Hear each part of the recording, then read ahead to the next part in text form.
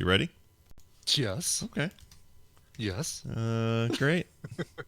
That's fantastic. Oh, this is Brian. Yeah. That wasn't me. I just want everyone to know for the first time, it wasn't me. Coffee and first time. It's usually me who burps. Have I never burped on this show before? Come on now. I don't know. Have you on the air? Oh boy, have I got some making up to do. Yeah, 2019, baby. It's laid out before you. The year of the Brian Belch. Yep, Brian Belch. That's right. That's a fart. All right, here we go. It starts in 3, 2, 1. Coming up. That's not a word. Hold on. Happy 2019, everybody. Okay. Here we go. Coming up on TMS, when you get your New Year's Eve timing just right. Can I just sleep with your dog? No. Old lady is not so old. I'm on fire and would like this ho-ho, please. What happened to my wig? Tom's Tech Time. Recommendals and more on this episode of The Morning Stream. Kevin, flight attendants then and now aren't there just to wait on you. They play an important safety role on the flight crew. But despite that, for decades, they had to endure profoundly sexist and disrespectful treatment. Like what you see, gentlemen. I'm still pretty unsure of myself trying to keep track of all these robot controls. The Morning Stream. The Morning Stream. The Morning Stream. The Morning Stream. The Morning Stream. The Morning Stream into daring rescue action.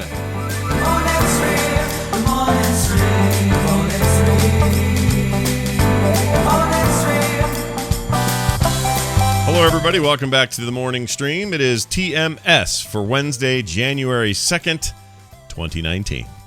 I'm Scott Johnson with Brian Ibbett. Hi. Well, hello, Scott Johnson. How are you? Happy New Year, Brian. Happy New Year, man. It's it's a whole new ball of wax. Yep. As of yesterday. Yep. Whole new day. Number 9 at the end of our year. Yep. Only 360. Hold on. 3 days. That's right. This year, you and I enter in a whole new demographic. Oh, yeah, we do. I don't want to think about it, though. Do you? I know, right? I mean, you don't care. It's just an age thing. You don't care. I don't care. It's a number. Exactly. Yeah. Ain't nothing but a number. I don't like it. I don't like it one bit.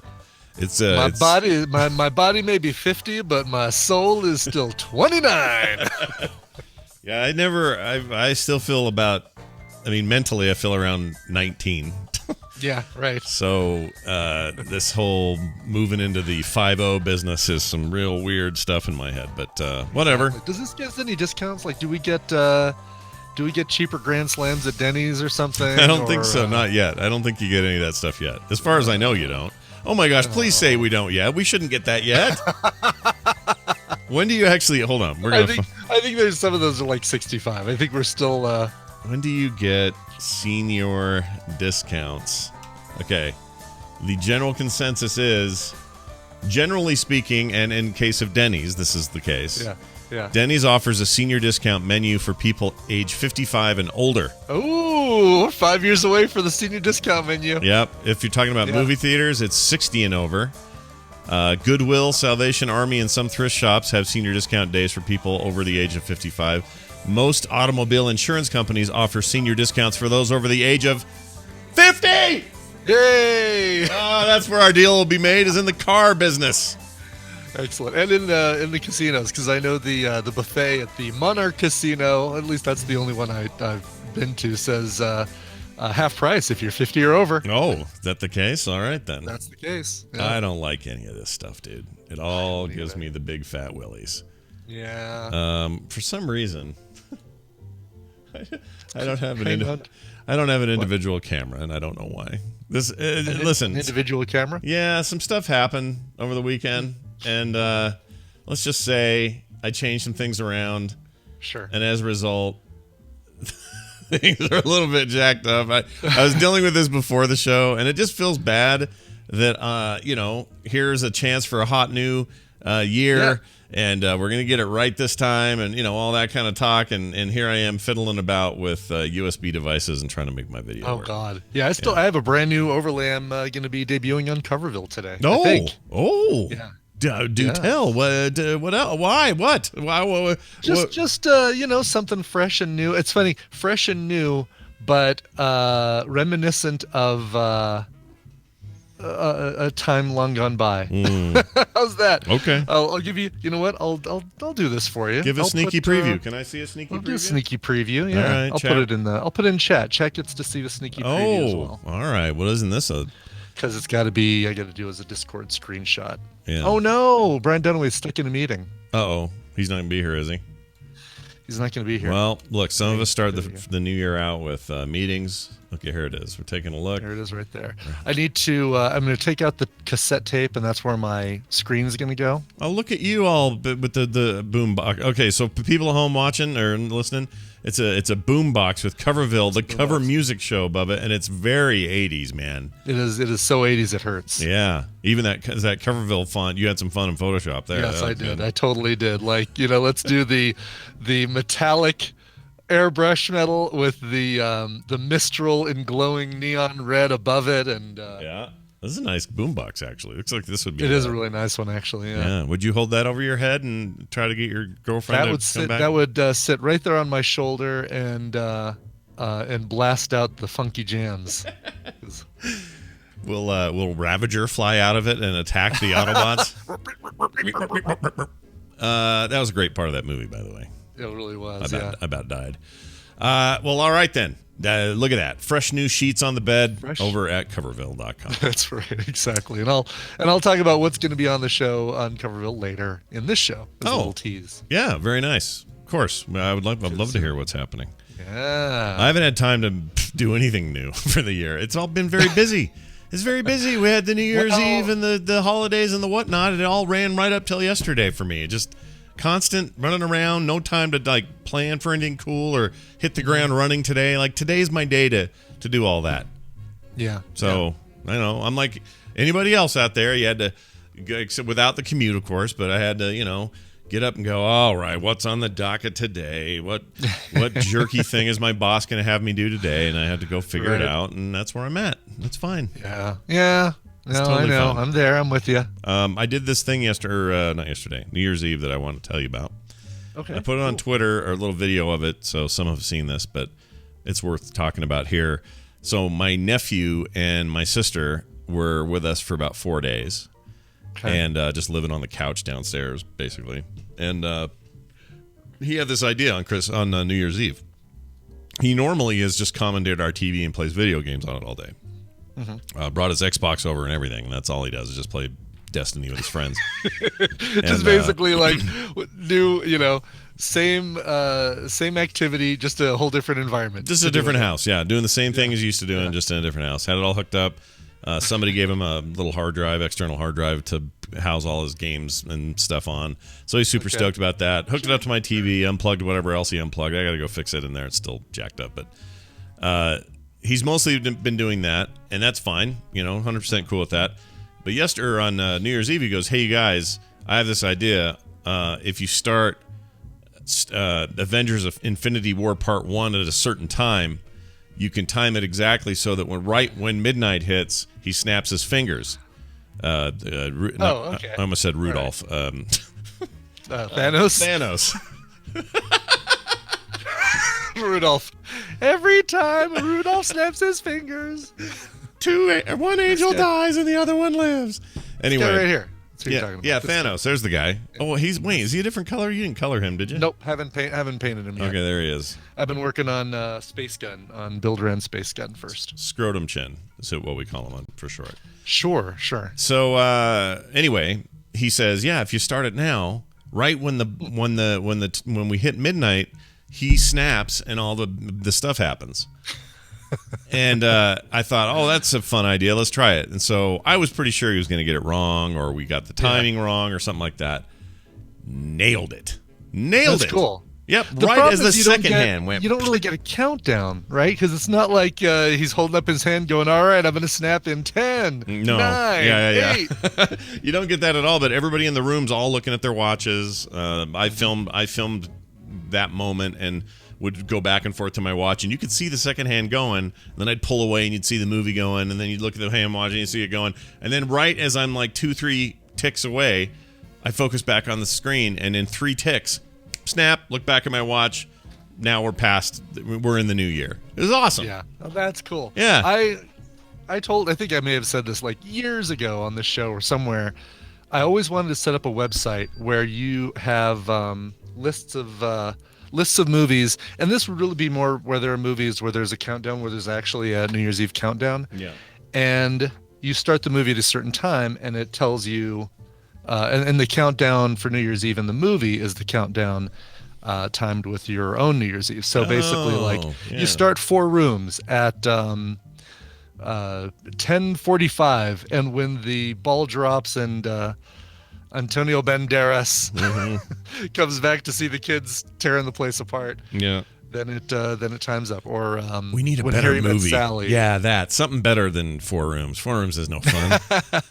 There's parts. The 1/4 of 4 Rooms is really good. It's okay, Another but it's no 1/4 is good okay. it's no good for New Year's Eve. You know, nobody wants to sit around watching that on New Year's Eve. But it's really a thing that you just have on in the background. You're not like sitting there like when Infinity War was going on. You guys just had in the background. You guys weren't all gathered around the TV. No, we were watching it. We were like in. Oh, you were. Oh, Oh, yeah. really? Okay. Yeah, This we wasn't made like a in the background of a party. We made a whole big deal about it. That it was on. okay. That we were going to watch it. We had food. We had the rooms filled with people. Like we made it part of the deal, and that made it all the cooler when the snap happened.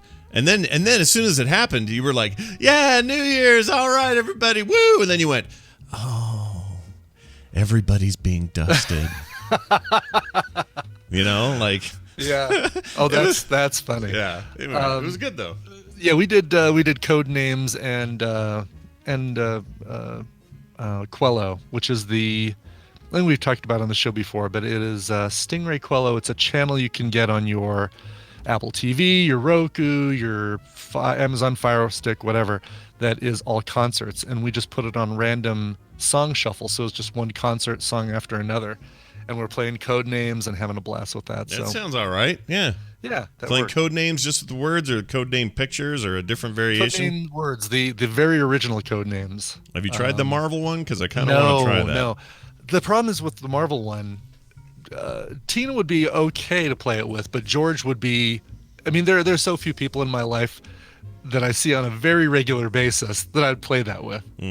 Like Tristan maybe when he comes over, but it would really, I can't take it over for Tina and her family because they don't know their Hawkeye from their Black Widow or anything like that. Right. But no, I mean the Disney one might be better for that group. I mean, it's really just kind of figuring out who the. Listen, I would love and Nerdtacular, bring it. Bring the Marvel one. Whoever's got it, let's rip that thing up. Or TMS Vegas, whatever. Yeah. Bring it. We'll rip that thing up there. But yeah, with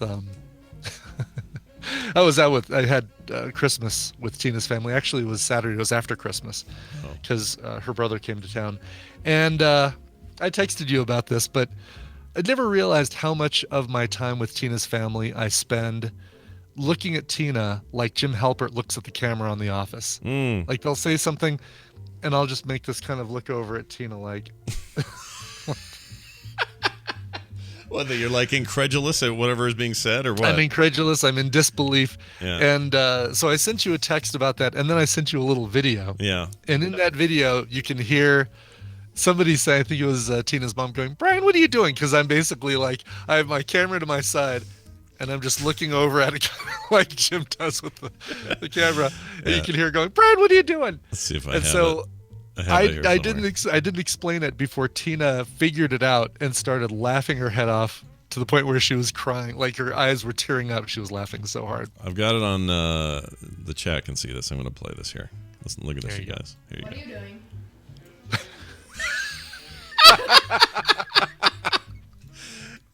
She says, "What are you doing?" before you even turn your head. It's fantastic. Yeah. Anyway, yeah, that was a treat. I enjoyed getting that. That was on 12/30/18. That's right. Yeah, that's when we did our at 12:27 a.m. So there you go. What? Yeah, oh no, couldn't have been. That's what it says. It says, yeah, no, that was like 7 p.m. or 8 p.m. That was definitely.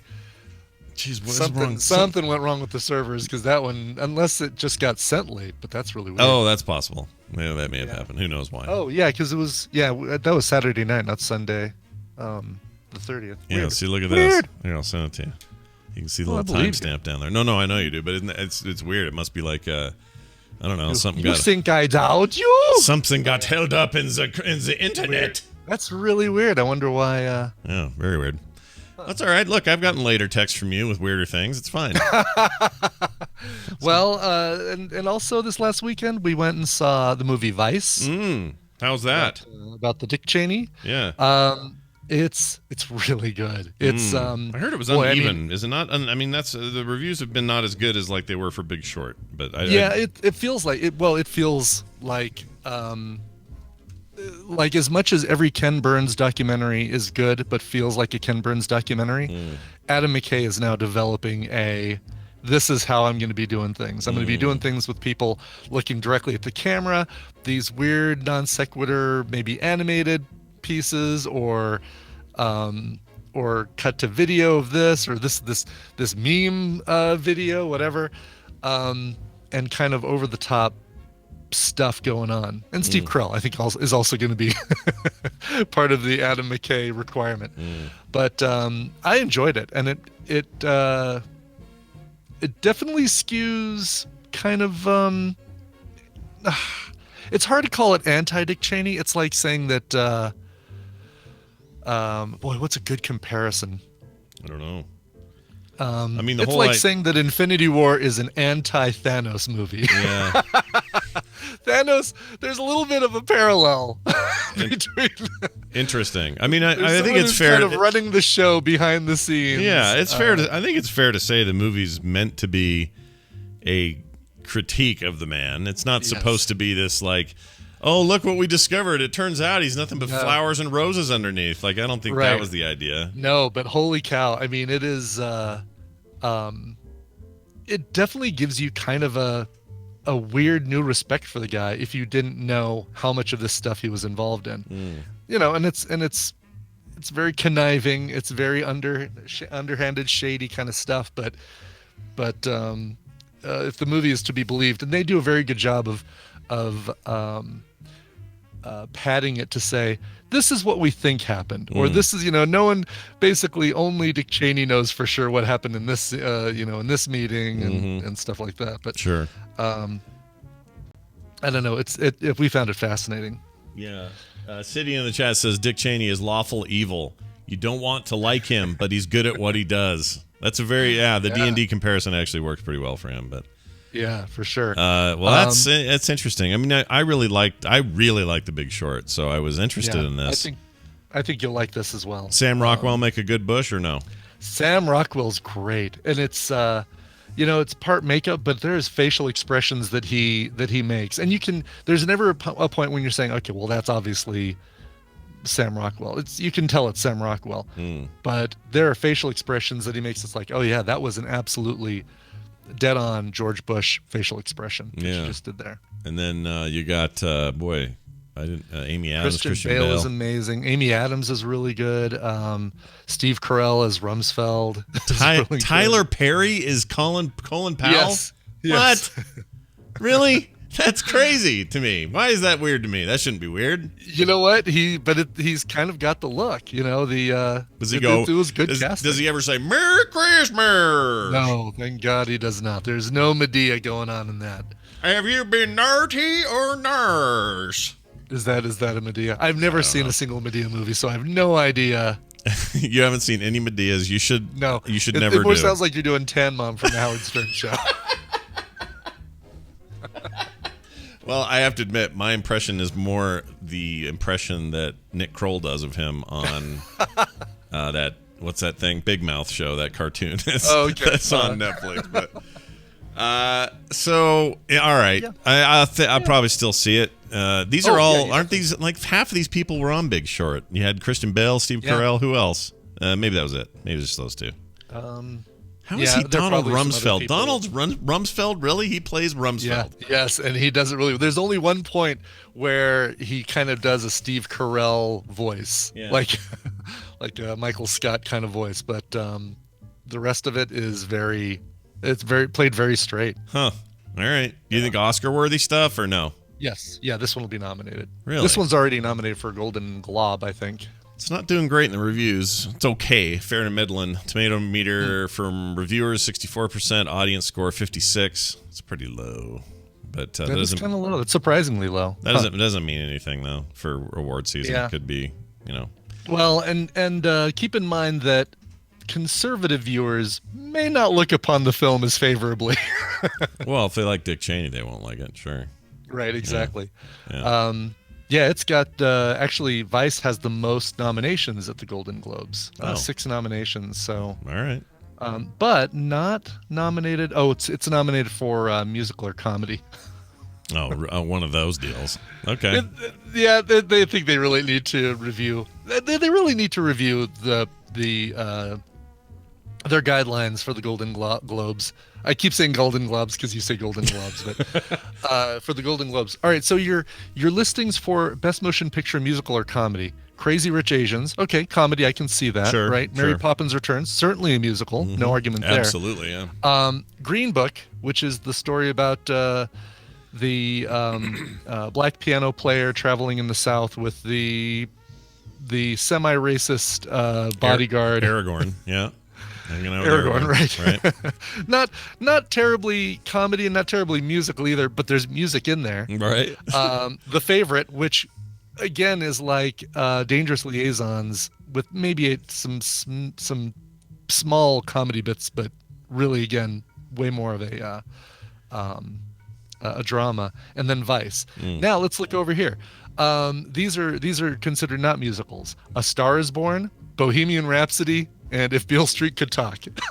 What? All three of those. Especially the first two. Music. The first two Yes. absolutely should be in the other category. Exactly. Okay, that's freaking stupid. It is crazy. I don't know how they come up with their how they define their categories. That makes no sense to me. I don't get it. All right, fine. Whatever, Hollywood. You do you. We'll be us, and we'll all get along in the end. Anyway, when are the Globs? That's soon, isn't it? Sunday. Oh, all right. Well. Yeah. So we'll start watching. Let's see. They start at what, 7? Great. We'll start watching at 8:30, and we'll fast forward and basically get to the end at 10 o'clock when it ends. Did you enjoy the Aquaman though? How was that? Oh, I also saw Aquaman. It's a movie. I'll give it. No, it's. If you were to draw, It was filmed. a line. It has a running time. It has people in it. It has people in it. If you were to draw a line, and then at one point you put Batman v Superman, Yeah. and at the other end of the line you put Wonder Woman. Yeah. I'd put Justice League maybe about a third of the way, maybe even the halfway marker. I would put Aquaman at maybe 2/3. It's not bad. But not very close to Wonder Woman in terms of quality and That's what I've heard. Yeah. they just can't. Justin Robert Young thinks it's the greatest movie of the year. He loves No, it. he does not. He does. He really? He really does. So when he comes on next Tuesday, we got words. This is like here are 10 reasons why The Last Jedi was the crappiest movie of 2017. YouTube, click my video because I'm saying things that are really controversial. Yeah, it's your boy. He's not thinking it's the greatest movie of all time. He There's really no way. loves it. He thinks it's amazing. He thinks it's a great. The way he put it, this in the chat room, TVZ Gun repeats it. It says it's a great 80s, 90s superhero movie. I don't even know what that means because we didn't have good superhero movies in the 80s and 90s. I mean, we had the Tim Burton Batman, I guess. I don't know. That doesn't. See, if that's the case, 1989? we're in trouble because I don't think those hold up very well. You know? He's absolutely got to be. No. And Jackalope says, okay, but how many movies did you see this year? He's not saying this year, Jackalope, Ashley. He's saying of all time. Oh, that's even bigger. That's quote Dead Palmer says. So, okay. Yeah. All right. We got to watch it then. There's so little character development. I mean, you get Aquaman's motivation is I'm angry and I'm really strong and I don't really care about my birthright as much as I just care about my mother. Oh God, the mother thing again. Yeah, I everyone wonder if loves Aquaman's the mothers. mother's named Martha. Probably Martha. No, her name is Atlanta. No. It's got to be. What's the word for? There's an M word for stuff that has to do with water and boats. Marine? Marine. It's marine. Marina? Is that Marina. Wait, why did you say Marina? Maritime. Wasn't somebody a bad guy that's also a good guy in something else? Oh, isn't it Vision or something? Or who is that? Oh no, well you do have Green Goblin from the Tobey Maguire Spider-Man movies. What's his name? Norman Osborn. He's the one that shows his wiener in that one movie I saw. Hold on, Willem Dafoe. Yeah. So he's in it. I don't want to say much about that. Okay, all right.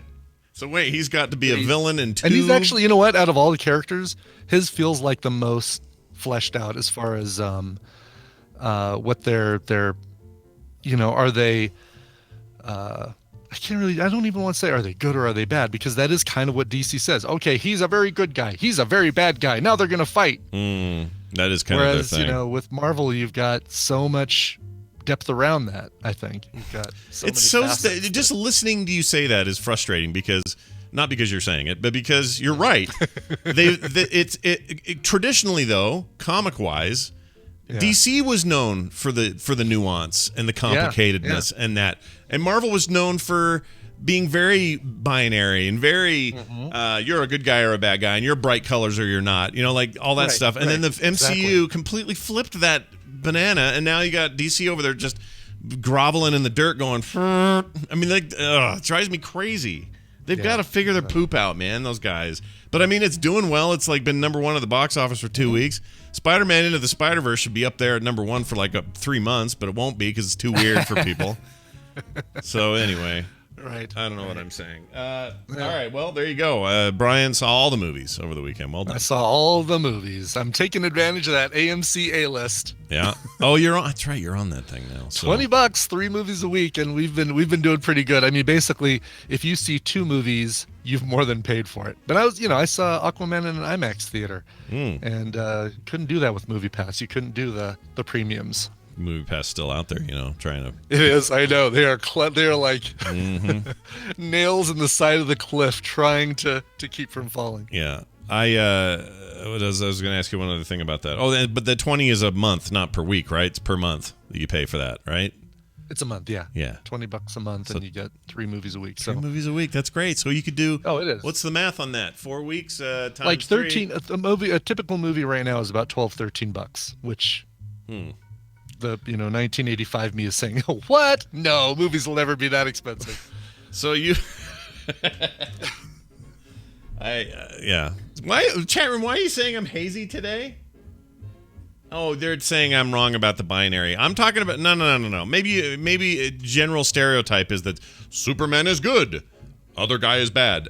That's not what I'm talking about though. I'm talking about the comics of the last 30 years. Way more complexity on the DC side for the most part. There's obviously that absolutely not true today. Okay, lots of complexity all over the place. But in the day, it was a lot more.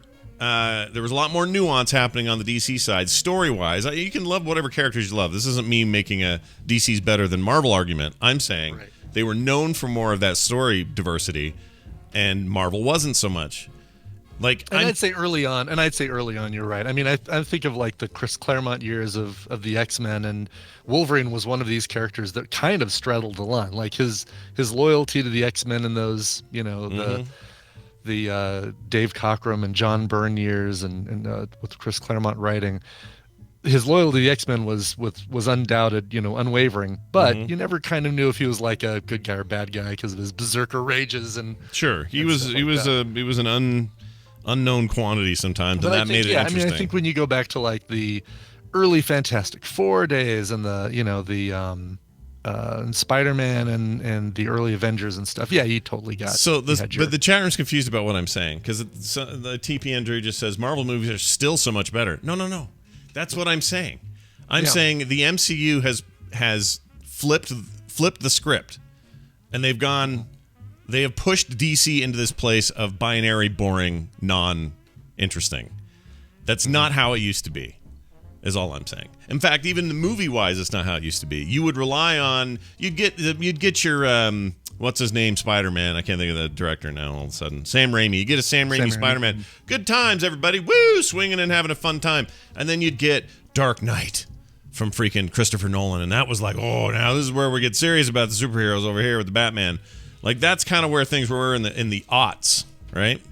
Mm-hmm. Today, no, it's not that way at all. They figured out a way to take the entire B tier of Marvel characters and make them not only A tier, but monstrously A tier. Yeah, like, I mean, Guardians of the Galaxy, I mean, holy cow. It shouldn't even be possible. That's the stupidest comic.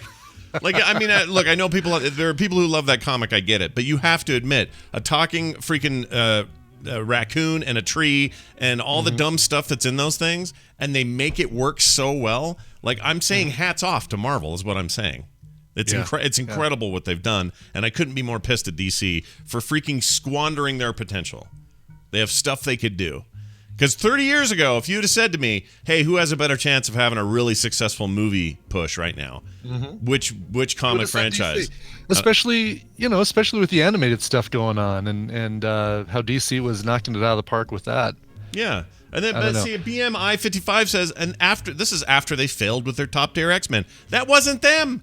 They sold that off to Fox to save them from bankruptcy. Those were Fox movies. That's the best that we had seen so far. That was as good as it was going to get. And that was top tier Marvel. They sold off all the top tier Marvel stuff, Spider-Man to Sony. Fox got all the X-Men stuff, plus a billion others. And they got all of that because they needed to do something to save Marvel. So the fact that their top tier stuff now looks second tier is crazy if you look at the thing from a high perspective. It's crazy what they've done. The fact that I'm not even this interested in what's next for X-Men until somebody tells me the MCU has their hands on it again. Then I'll be like, ooh, what do we do now with X-Men? I mean, hey, the biggest storyline of the X-Men is supposedly the subject of the next movie. You know, Dark Phoenix is the content for the next film. How closely they stick to the great storyline remains to be seen. Do I think we're going to see the Starjammers and the Shi'ar? Probably not. Right. How cool would it be to see like Guardian and Lilandra and Fang and all that stuff? Right. So anyway, it's a fun discussion in the chat room. Apparently, it's like politics. We should never bring up comic books again. Well, no, you know what? We got everybody riled up, and we've eaten a little bit of time, but still no Dunaway. Yeah, looks like Dunaway's not going to make it out of his meeting. So we'll do Battle Royale, but it's just going to be with you guys. That's how it's going to be. All right. We'll figure out a way to do that. I forget how we do that normally. What do we do? We just basically they do the Brian Dunaway part, but. Obviously, they can't predict because they could predict that you'll win, and then they'll just throw out garbage answers until So we just compete with them, and if they win, compete with them. Okay. Exactly. All right. So here's what we're gonna do. We're gonna set this phone up, and we're gonna push this button right here. All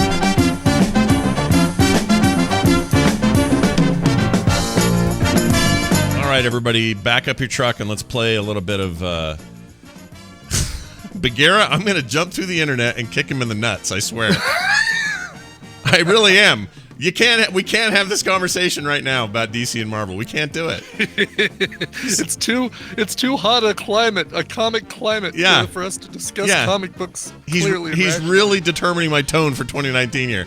Just don't say things that make no sense, Scott, is what he says in the thing. Oh, that's great. That's a good discussion that we can really get our heads around. All right. Hey, we're going to play Battle Royale. We're going to do it without Dunaway. That means you're going to call in, you're going to be a contestant, and you're going to fight against me, the supposed not genius of this Battle Royale business. If you win, you're going to win a bunch of stuff.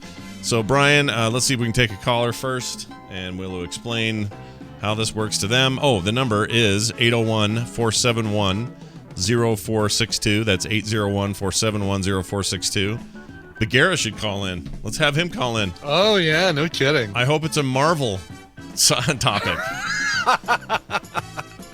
That'd be great. And I hope it's just all the members of the anybody who's ever been a West Coast Avenger. I hope it's just a binary subject like, hey, is Marvel better than DC? I hope that's what the question is. Hello. Oh my gosh, turn down your radio. Hi, who's this? Turn down your radio. Hello? Holy crap. Hello. Hello. Hi. Who's this? Let me turn this off. Sorry, I honestly couldn't tell I got through. That's all good. Who's this? Who's calling? My name's Ray. I'm Ri-Fi in the Tadpole. Well, nice to have you here, Ray. Hope you're having a great 2019 so far. Probably too early to tell, right? A little early? Yeah. Yeah. I have high hopes for you, buddy. You'll be fine. Well, welcome to the show. We're going to play a little Battle Royale. My camera went all jacked. This It's is all totally going, get all like it's going great today. There we go. Everything today is great. It's all great. No complaints. Anyway, it's good to have you here. Get the Brian's bad stuff out of the way. going to explain to you how this will work and how you and I will compete today for fabulous prizes. Brian, how will it That's go? right, Ray, a.k.a. Ri-Fi. Where are you calling in from, by the way, Ray? Where are you from? Philadelphia. Cool. Philly. Philly. All right. Yeah. Okay, here's the deal. I'm going to be giving you and Scott a topic. You guys can go back and forth with answers for that topic. If one of you gives a wrong answer, a repeated answer, or you take too long to come up with an answer, the win is going to go to the other player. Your job is to win. It's to beat Scott. And if you do that, you win a Steam prize package. I guess it's Steam and a Humble Bundle prize package that includes Cities Skylines, which is excellent. What a great game to give away, as well as the After Dark DLC for it and Star Wars Jedi Knight Dark Forces 2, courtesy of a bunch of our listeners. Let's see. Matthew gave us the Cities Skylines and After Dark DLC, and William Hill gave us Dark Forces 2. Nice. Your topic today. Oh, we should decide who's going to go first, too. I'm going to make. You know what? We're going to let Ray decide if he wants you to go first or if he wants to go first. All right. Totally doing that. All right. Your topic today, courtesy of TMS Mashups, Jamie, doing some great job coming up with some good Battle Royales. The top 13 highest grossing horror movie franchises. It's kind of a bummer Brian Dunaway isn't here for this one because he's so big into horror, but that might actually work to your benefit because it may have made for a very unpredictable Battle Royale. Yeah. So the top 13 highest grossing horror movie franchises not based on inflation, so not adjusted for inflation. Okay. And these are an entire franchise, not a single film. Correct. So So the top grossing, when you add up all of the movies in the franchise. So if this was romantic comedies, we wouldn't say When Harry Met Sally. We'd say whatever the franchise was, even though there's not one, right? Right, yeah, yeah, exactly. Like if we were to say sci-fi franchises, you'd say Star Wars. You wouldn't say The Last Jedi or Okay. something specific. Okay. Fair enough. All right. All right. Well, Ray, who should go first? Ray, who do you want to go first? I'm going to say Scott goes first. All right. Okay. Scott goes first. Friday the 13th will be my first answer. That's a very good guess. 12 films in the Friday the 13th saga, totaling U.S. Gross box office. This can't be right. $380.64 million. This is according to Forbes. No, that's That without seems low That's for- without inflation, though, right? So That's without inflation. Adjusted for inflation, you're right. Adjusted for inflation, it's $821 million. So so there you go. That's That sounds right. What number on the list is it? Sorry, did you say? number 6. Six. Almost right in the middle. So All right. good place to start. All right. So these are top 10 of every horror franchise. Yeah. Correct. Top Okay. 10, highest grossing. 13, actually. Top 13. When it Oh, comes that's to great. movies, Sorry, go ahead. no, I was just saying, when it comes to movies, I'm similar with Scott, where I'm terrified of them. Yeah. So I don't see a lot of horror films. Yeah. But the first thing that comes to mind is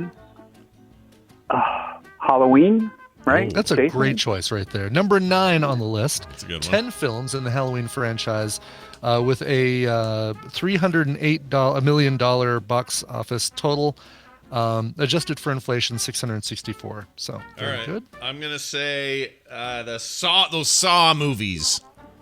Saw movies, another good choice. 7 films in the Saw series, $415.9 million combined, or 544 adjusted. You know, I don't really like horror movies much either, generally speaking. But I started. I'm about 3/4 of the way through. I was so tired I had to go to bed last night. But I started watching that Bird Box deal on Netflix. Yeah.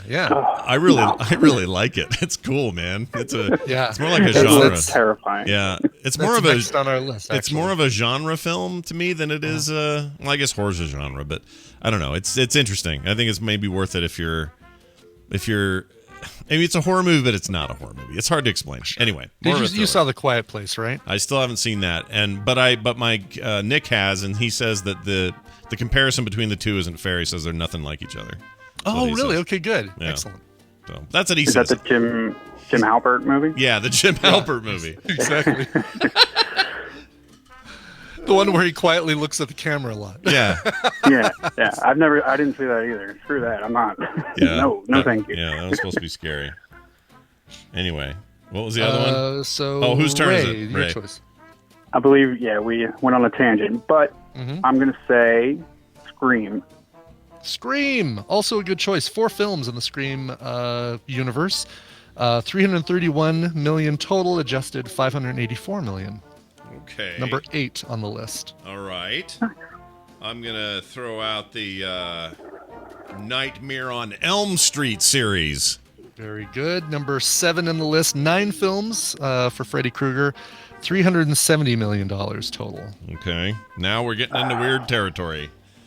Yes. Yeah. Okay. It's going to be tricky. I mean, the first one that pops to mind, I'm gonna. Okay, this is from my own experience, and I'm gonna hate myself if I get it wrong. Okay. But the Ring movies, Oh, yeah. Okay. that's well, probably not top 10, is it? I'm sorry you're going to be hitting yourself. Oh, no! Hold on a second. Oh, no. That is a good guess, and you're right to kind of go with some modern stuff as well. Ring did not even make the list. Here are the other ones you guys could have said. Okay. And it's funny because some of these I would say, well, horror movie, okay, I guess. The Underworld series, 5 films in the Underworld series. What? Final. That is not. I agree with Raymond. This is I'm not... with you too. I'm yeah. with you too. This is what Forbes defined. Final Destination, 5 films in that series. Resident Evil, 6 films in that series. The Exorcist. You looked at this list and we're like, okay, I this is a agree good with Ray. representation of the Those top are 10. terrible. I mean, I don't know who's obviously compiling it. Forbes is the Forbes. one who defined these as horror. Yeah. I totally agree with Final Destination, Resident Evil being on the list, The Exorcist on the list, I Underworld. don't know about Resident Evil's It's like more laughably. Yeah, they're just action movies. I wouldn't put those. In Yeah. They're based Well, on but horror it's a games. horror based. I mean, it's They're based on well, horror. You're really gonna hate a couple of these later ones. Oh, no. Paranormal Activity, 5 films. Jaws, 4 films. That's one I'm like scratching my head on. First hard. one, It was- you know what? First Jaws movie, kind of a horror movie. I'll give him that. Everything else, so And number Saw it 2 when on it number came 2 on the out. list. Watching it now, it's like nothing. yeah. Number 2 on the list, The Conjuring, 4 films for that one. That's fine. And number 1 on the list, sci-fi horror, Alien, 8 films in that series. See, again, the first Alien, a horror movie. The rest of it, I mean, we don't blame Brian for this, but that list. Hey, Forbes, you're never going to be president if you keep doing this. That guy's never going to make it. Well, congratulations on not winning. That just means we move this stuff forward to whoever wins on next Monday. So come on back for that. Hopefully we'll have done a way back, and thanks for playing, Raymond. When I say Raymond, I think of Ray Romano. That's all I can think of. Anyway, fantastic, Brian. Well done. And chat room's right. Talizarel says thrillers count as horrors in this list. Absolutely, and that's what I would call Jaws, Alien, Resident Evil, Underworld. They're thrillers. Yeah. Not necessarily horror. Yeah, Underworld's especially Underworld. Forbes does a good job of picking their genres like the Golden Globes do. Steel Raven. That's a good point. All right, let's be done with that. Okay. And instead do this. This is your radio newscaster with another exclusive sensational summary of world and local events. It's the news brought to you by. Brought to you by Coverville. We're back for a brand new year. How crazy is that? With an episode featuring 2 people having a 50th birthday as well this year, Scott. Not just this year, but also this month. First half of January, as a matter of fact. Those people are Marilyn Manson and Dave Grohl. So, of course, it's going to be a Foo Fighters and Marilyn Manson episode of Coverville. A lot of covers by those 2 groups or performers, and a lot of covers of them. So it is today, 1 p.m. Mountain Time, coverville.com, or actually twitch.tv/live, and you'll get to see the whole new overlay for Coverville. You know what? I mean, I don't want to shame anybody here, but you know what I learned from him, from Marilyn Manson? You know what he taught me? that no matter how you look, you can become a musician. Even close. Become a pop star? You're pretty close. It's that you could take a dirty, shriveled up old potato from a dumpster, and you could put enough makeup on it that he would look kind of cool when you're done. That's what I learned. I learned that. But also, doesn't he has a version of Personal Jesus that's really that He was does. big, That's right? actually going to be on the show today, as a matter of fact. That is All right. one that's part of this. I like that. I liked he has a Eurythmics remake of something. Sweet Dreams. Sweet of Dreams, course, right. his Tainted Love. Some ones that you may not have heard. He does a cover of David Bowie's Golden Years. Yeah. A cover of Carly Simon's You're So Vain. Yeah. And a cover of AC/DC's Highway to Hell are other ones you're going to hear by Marilyn Manson You're on the so show today. vain, really? That's crazy. Yeah. Yeah. Okay. You probably think the song is about you. Is he married somebody famous or something? And then what was the deal He with was him? married to Dita Von Teese for a while, but I don't know if the two of them are still together. Somebody's with him now that's like, it was like a weird mix. Let's see. Marilyn Manson married to, let's just look this up. Sure. Another potato. Dita Von Teese, you're right. They were married 05 to 07, a big 2 years there. He has dated, looks like he dated Evan Rachel Wood. Really? She's a lot younger than him. A lot younger than him. Yeah. That's creepy. Okay, She well. turned out to be a robot. Marilyn Manson says, what I learned from having a foursome with... Oh, is that true? Hold on. Oh, geez. What Marilyn Manson and his answer to the question on metalwani.com. What I learned from having a foursome with my ex-wife, Dita Von Teese. And there's a whole article here about a bunch of business there. All right. Well, Okay. good He's also job. the godfather of Johnny Depp's daughter, Really? Lily Rose Melody Depp. Lily Rose Melody Depp? Lily Rose Melody Depp. I can only eat that Have on you the been steak. injured in an accident? Go to the law firm of Lily Rose Melody Depp. I can only eat that on my steak. I can't have it on the side. You have to put it on top of the steak. See, chat room, look at that photo. That's a potato with makeup on it. I'm just saying. All right. Anyway, good for him. Well, look forward to that today at 1 o'clock. Right? Yeah. right. Yeah. 1 o'clock. Twitch.tv/Coverville. Quick couple of subjects here before we take our break. Wisconsin man entered the wrong house and then slept with their dog on their dog's bed. Aww. Aw. He's from how would you say that? Waukesha? Waukesha. Waukesha man. Waukesha man. Waukesha man. Does he have Loves powers? cheese curds and Point Place beer. Yep. Leinenkugels too. Yep. Excelsior. I was talking to somebody over the weekend. I won't say who. That they went, did you hear about Stan Lee? I said, oh yeah, no, I heard about the day he passed away. It was a big deal. And they go, do you think even like we wouldn't even have Batman if it wasn't for him? And I went, okay, all right. Can't have this conversation. Can't really talk to you about it. I'll just move on to something else. Actually, yeah, exactly. Anyway, this guy had one too many drinks New Year's Eve, returned to the wrong home. The owner of the home kicked him out. Kicked off 2019, finding this random man cuddling with their 150-pound Mastiff in the dog's bed in the living room. According to the police, the homeowner did not choose to press charges. The man willingly returned to his rightful address. Great. By the way, great guard dog. Yeah. Random guy walks into your house. Oh, I'll scoot over and make some room for you. Yeah, basically. I mean, that dog those are huge dogs, but I don't think they're not very, they're just too nice.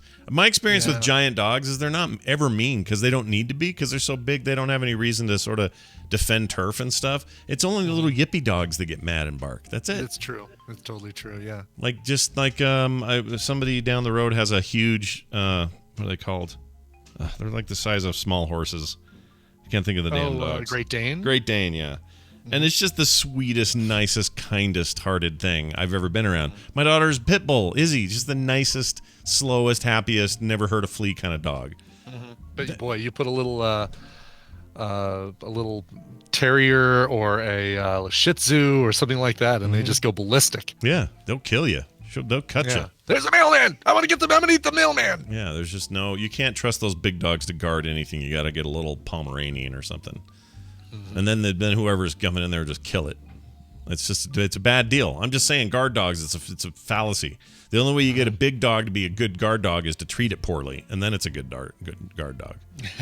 Right. Anyway, the world's oldest person in the world, Janine Calment, faked her age. She faked it. Oh, no. Yep. She was supposed to be the oldest woman who ever lived. She may have padded her real age by 23 years. 23. That's like, Yep. I mean, I can understand like, oh yeah, I'm a year or two off. Yeah, no, that's not even close to that. She actually died in 97, so it's been a while. She was in France.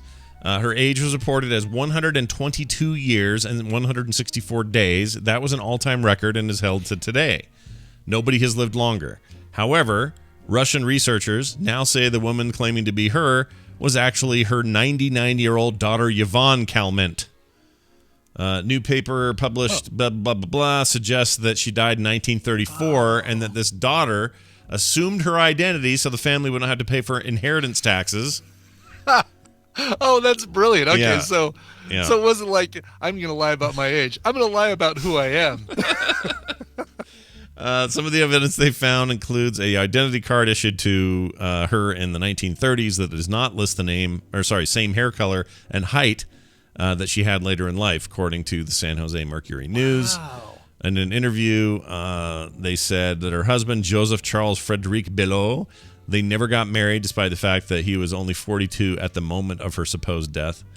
Anyway, so it's all torn up now. Huffington Post really kind of failed too. Yeah. The headline shouldn't be "World's oldest person, Jean Calment may have faked her age." It should be "may have been her daughter." Mm-hmm. Yeah, they did get that wrong, didn't they? Yeah. Also, Jeannie didn't fake her age. She died, and her daughter assumed her identity. Yeah, and there's no good puns in there. They blew it. Nice job, Right, guys. they totally blew it. Exactly. Not the Huffington Post I know.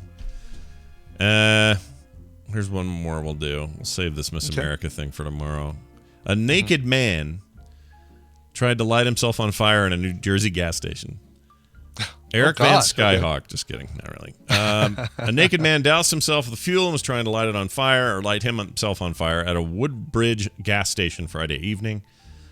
Michael Green, 35-year-old Ohio resident, poured 17 gallons of diesel fuel on himself. Well, at least he's being a little bit more...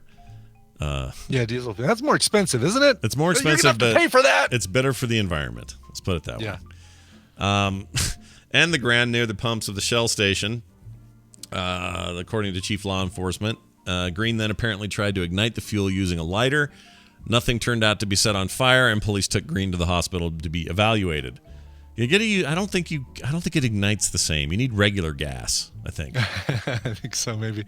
I don't know. I mean, it feels like it still should burn fairly easily, but You'd think so, but I think there is something about diesel that's different. I don't know what it is though. I don't understand it. There's just it's less refined. There's something in there that makes it less combustible with just simple flame or something. I just visualize Chris Farley doing the maniac dance while he pours gasoline all over himself. Oh, that'd be perfect. He's a maniac. I just think that is the owl dance in not owl. What do they call it? Boomkin dance in World of Warcraft. Oh, is it? Yeah. So that's a stupid dance. That's hilarious. Did you not know that the Boomkin dance is totally the Chris No, Farley I didn't know thing? that one. I knew the MC Hammer and the tunic dance or whatever it's called. And Well, it's a little meta because you've got, if you're a druid, you have a regular druid dance depending on your race. Mm-hmm. And that's totally dependent on your race. But then when you turn into a Boomkin form, you have the Chris Farley maniac dance. Or is it maniac? They're saying it's the ogre. No, the ogre is the Chippendale dance. You know what? I've got it backwards. The ogre and the Boomkin both have the Chippendale dance. You're right. You're right about it being the Chippendale dance, but both of those Chris forms Farley, have it. yeah. That one I did know. No, that's totally right. But I always thought it was just the ogre. I didn't realize the Boomkin one did the same one. Yeah, for whatever is in my head here, I'm thinking of a totally different song. That's your news. That's good stuff. Oh, by the way, the guy was charged with risking widespread injury or damage. It's a strange thing, but whatever. Calls to phone numbers associated with Green's name went unanswered. So they tried to find out more, but the family of Naked Diesel Man didn't reply. Brian, let's take a break. And when we come back, we'll have ourselves a little bit of Tom Merritt. I haven't talked to Nicole, but I assume she'll be here. I hope so. I just realized I don't have a clip. That's fantastic. Good job, Scott. Oh, it's really the first of the year. You've got time during the song. No. Yeah, none of this. By the way, I gotta say, the one thing I was most surprised to see in Vice was the GIF of my favorite GIF of all time, and before Tank Girl, if she was here, she put it into chat right now. But here, I can actually put it in here. I think that works. Yeah, it's the two women dancing in a nightclub, and one of them is doing this bizarre, like, contemplate existence and thing, and then it pans over the woman next to her who's going, blah, blah. Oh yeah, look at her. Oh my gosh. Yeah, I'm not going to repeat what that. That's hilarious. What is this from? Just some. They actually used that in the film Vice. Really? Yes. Contemplative existence. Yeah. Wurga. That's really weird. All right. Let's do this song. Do you have a song? Let's do a song. I have a song. This one comes to us from Northern Ontario, Canada. And Curtis, big thanks to the game Ticket to Ride. I know that it's pronounced Sault Ste. Marie. That area. A solo rock artist from Northern Ontario is a guy named Mike McCleary, playing several instruments since he was a teen. He also has been inspired by a bunch of different bands and artists. He influenced by stuff like Godsmack, Pantera, Avenged Sevenfold, but then combining it with blues from like Ry Cooder and Eric Clapton and Huxley Workman, John Mayer, stuff like that. Reminds me a little bit of, if you're familiar with the band Soul Coughing or Mike Doughty, totally reminds me of Mike Doughty, both in vocals and style. Anyway, it is Weight of the Truth is the album. The song is called So Surreal. Here is Mike McCleary. We'll see you on the other side of this very short break for video watchers. Miss Jensen, how often should you change napkins? Well, that depends on the amount of flow, but probably 5 or 6 times a day. Just more modern war machinery.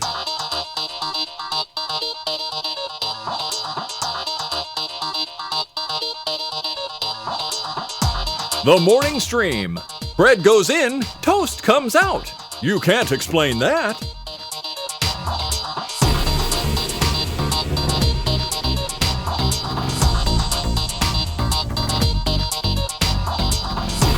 All right, we're back, everybody, and that's true. Bread goes in, toast comes out. You really can't explain that. Totally true. I miss Bill O'Reilly. Explain it. You can't. Yeah. I wish he was still relevant just because he's fun to make fun of, but now he's just a Twitter voice, and that's not as interesting. Let's get Tom in here. What do you say about that? By the way, Sault Ste. Marie. I pronounced it wrong. Sault Ste. Marie, and thanks to the... Whoops. Oh, that went well. Look at that. What'd you do? Whole your camera's all wonky donkey again. Whole screen freaked out. Wonky donkey. That's what you want. Hold on, we'll fix it. That's my newest cartoon character. Wonky Donkey? Old Wonky Donkey. I think that would be a great cartoon character, right? Wouldn't it? Wonky Donkey? Come on. It'd be all right. The crazy adventures of Wonky Donkey. The crazy mixed up adventures of Wonky Donkey. Well, Hee-ho. That's not what a donkey says. Hee-ho. All right, well, for some reason, this thing's being dumb. Hey, Tom Merritt, you're not being dumb. You're Tom Merritt of the famous Daily Tech News Show. Hey, what's going on? How are you? Guilty as charged of being Tom Merritt. Nothing works today. Do nothing else. Do you ever have one of those days where all your buttons don't work right? Man, most of my days. Yeah. Do you have it though on the second day of the the second day of a new year? Does that happen to you, or are you? It feels like it should happen then. In fact, I had a little glitch with something getting ready for this, and I can't explain it, but now it works. But I was trying to log into something, and it just kept going nuts. It would log me in, and then go, wait a minute, no, you're not logged in. And Ars Technica was down briefly earlier today. Just wasn't there, so they were having technical issues. See, that's weird, man. It's like I don't know. It doesn't really portend anything. I don't think it means the world's ending or that 2019 is going to be bad or anything. But hey, if I'm going to have technical glitches, let's get them all out in the first part of this week. That'd be great. Or I guess it's already Wednesday. I feel like because we take breaks over the holidays, even if we don't take, it doesn't matter how long. Stuff kind of I don't want to say falls into disrepair, but it doesn't get used as often. So So there's more cruft in the system, I guess. Well, I do have one quick recommendation before we dive in here, and that is if you're like me and you got boxes of old CDs that in the early aughts or late 90s you used to back up, you burned a bunch of CDs to back up old important files. In my case, it was like original comic files and things from very early in all of this for me. And you just now you got them in a box somewhere, and it's sort of out of sight, out of mind, and you're just fine to let them sit there and eventually rot because those things aren't going to last forever. Do what I did: go out to Amazon, spend $20 on a little. Unless your computer, if you've got a computer that's already got a CD burner in it, great, you're set, or a CD reader anyway. Great, you're all set. But I didn't, because why would I anymore in 2018? So I went and got this Asus. I was going to show the camera. Oh, here we go. Asus makes it. It's a little thin, tiny little CD drive. Runs on full USB power. That's it. There's a double-ended USB thing that gives you power and data. And it runs DVDs, CDs, burns, and reads. And I went through this giant box of all these old discs and backed up proper onto real like storage devices and cloud storage, like stuff that would have been horrible to lose. Photos I forgot I had of my kids when they were little, like all kinds of stuff. So just a little recommendation for very inexpensive: just back up your shite and get it in somewhere that's a little bit more modern and more potable. How much was it? It was like $20 is all for this little freaking thing. Isn't that crazy? I know, it's nuts. External DVD CD drive would have been close to $1,000 at some point. Yeah, right? It easily was. I think I bought one back when, probably bought it from Mac Goods or something like that back in right 1996. Well, even like and I was the guy who's like, I have a perfectly good DVD drive or a DVD player. I could just connect that through some optical drives. I don't want to buy an external drive. Now it's $20. Yeah, it's 20 freaking It would bucks. be worth it if I needed to spend $20 on that versus actually pulling my old DVD player out of storage and hooking it up to my computer. Yeah, it's less work to just spend the 20 than you would spend trying to find that thing and make sure it still works. And what kind of adapters, I would need to make sure that it got viewed in real. Crazy, and it's crazy. nice. It'll work with any PC or Mac. It's just and probably a Linux box for all I know. And is it just, USB-C? USB-C or no USB? Wow. Sorry, not C. USB. Oh, no, USB. I'm sorry. I'm sorry. It came with both cables, so it's got. Oh, it did. Yeah. Okay, that's interesting. It's got USB USB 3, not 3. What's it called? USB A. Yeah, but what's the? It's the A connector, but what's the standard for the faster blue connector? What's that called? Oh, that's USB 2, isn't it? No. USB 2.0 is the blue? USB 3, isn't it? 3? It's USB 3. Yeah, okay, I think that's what you're thinking of. So the speed is USB 3, or if you have a C drive connector, whatever, like my notebook does, they ship with that, and that's just a single prong. You don't have to double it up. So anyway, it's just really convenient, freaking cheap, and I feel like I've really done something important, and I've freed up. You should see this garbage can full of CDs, just dumping them all, and the ones that have any data on them that matters, I crush them so nobody can get any old like weird FTP data off there. And then the ones that who cares because it's just the dumb videos I made, those are just in the trash now, and they're going to the recycle place. Awesome. And who knows? One day you might be drinking out of a cup that was made out of my discs. Now, legally though, if you and I know some of these weren't music discs, they were like software and backups and stuff, but if you digitize your music and you destroy the CD, your music is now illegally owned because you have the digital version without having the physical version. That's why Scott very clearly did not throw away the music CDs. He certainly has them around here somewhere. Absolutely does. Actually, this is what I did. So anytime one would pop up with music on it, which would happen, I would check to see if it was already part of the software subscription I have for music. So I already have an Apple Music subscription. There you go. And if you have Spotify or whoever, same thing. And if they've got the album, I just throw away the disc. I don't care. I don't need it. I don't need the music anymore. You didn't anymore. digitize it at that point. You're like, I don't need to own it. Yeah, the only one I'm keeping is the one that Brian sent me for Christmas. That's it. That's all I'm keeping. That's sitting right over here, and I've already ripped the music. The only music CD you're keeping? Wow. Yeah, everything else I'm throwing away. Well, it's because it's new, and plus now... I'm looking right now.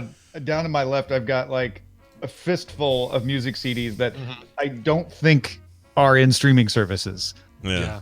So you may want to hang on to those. Because it's in streaming services now, it doesn't necessarily mean it'll be in streaming services forever. Because I've had stuff that I know was in Apple Music and that I can't find in Apple Music anymore. Yeah, that stuff can shift around. That's true, especially obscure stuff. So, but anyway. I also have Corel WordPerfect Suite 7. Oh my lord! Can't find that too easy anymore. See, I threw away a few of those. I threw away a disc that I had backed up with all the WoW patches on it, and it was from like 1.5 and 1.6, like ancient, original vanilla 2004 patches. And the Activision Mystery Collection. Nice. Oh, I did find these two. I found Diablo 2 discs, so that's cool. I'm keeping those. Pharaoh, that's a good game. And nice. Rise of the Middle Kingdom. So I kept a couple of them. But my point is, I had this sleeve this big, stacked with discs, and now they're all in the freaking trash for $20, and I still got everything backed up. Here's the crazy thing: we had done that before I left San Rafael in 2013. Yeah, we still moved all the. We had these albums full of CDs. Yeah. We kept them in the garage for 5 years at our old place here in LA. Mm-hmm. And then when we moved here, I'm like, we haven't touched these.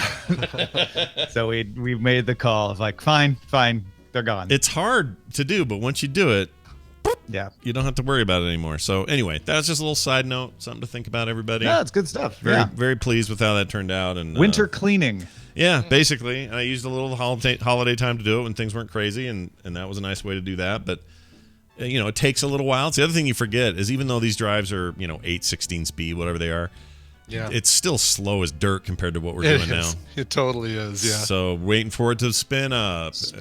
Yeah. That disc had a little booger on it. Now you got to take it out and see if you can clean it. And, just what a pain in the ass. And see, so we're going to be watching Star Wars for Current Geek Film Fest. Mm-hmm. If we can get you a copy of the DVD with the original print. Yeah. Now you have a DVD player you can play it on easily. I easily could do that. And I actually may even have, well, that's right. I own those, but somebody borrowed them and I never got them back. And I don't remember who it was that borrowed them. You ever have one of those deals happen? That's what happened. We're putting the call out now. If you or someone borrowed Scott's DVD of Star Wars, please contact him immediately. I really shouldn't have let those go because they're the only, I think that's the only version they've made. You can find it on Amazon for pretty cheap. Can you? Okay. Maybe I'll do that.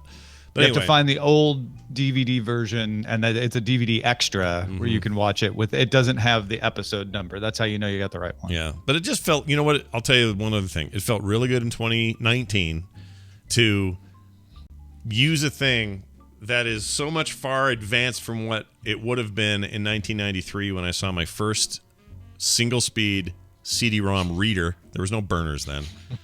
And that thing was $980 for the one if I wanted to put it in my 486 at the time. Wow. Yeah. Like look $20 for look at that, man. Look at that. Look where we are. Technology. Right. It's crazy. Speaking of tech, hey, Tom Merritt's here from the Daily Tech News Show. I may have mentioned that a half hour ago. And he's here to talk about the latest and the greatest because we're back at it. It's a new year, Tom. We got CES right around the corner. What's going on? Yeah, so CES is coming. DTNS will be there on the ground, trying to sniff out how many 5G stories are worth paying attention to, and all of that. That starts on Monday. Today, I have a simple question for you guys. Okay. How much would I be able to pay you to stop using Facebook? Oh, how much would you pay me? I mean, I'd make up a big number just to be greedy, but I'd probably do it for $50. $50. Okay. All right. That's high. That's high. I would do it for for a day. That would be high. I would do it for $50 for a year, though. I'd do it for $10 a month. $10 a month. So $120. So you're well below. Actually, you're cheap. I want to be, but a subscription over time is the better way to go because you can it keeps going in perpetuity. 4 economists did a study, and they did a really good study where, first of all, they trained people by having them do other things, like how much would you be paid to not wear shoes for the rest of the day, and then someone had to do that. Like the lowest bid actually ended up having to not wear shoes for the rest of the study. And they also did something called second price bidding, so that no matter how much you wanted to get paid, you'd only get paid the second lowest bid. And that kind of kept bids reasonable. Okay. Right. And they actually, on the one single day, 3 day, and week periods, they actually paid people. They said, okay, you have to give up Facebook. We'll be monitoring it and we'll pay you if you do.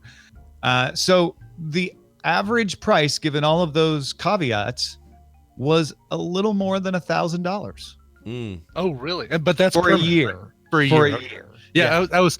My $50 was permanent, by the way. It was like, that wasn't for a day or for a week. Super cheap. You are really exactly. cheap, Brian. I underbid. Yeah. We've all underbid. Yeah. Most people were around $4 or $5 for a single day, around $15, $13 for 3 days, and $30 or $40 for a week.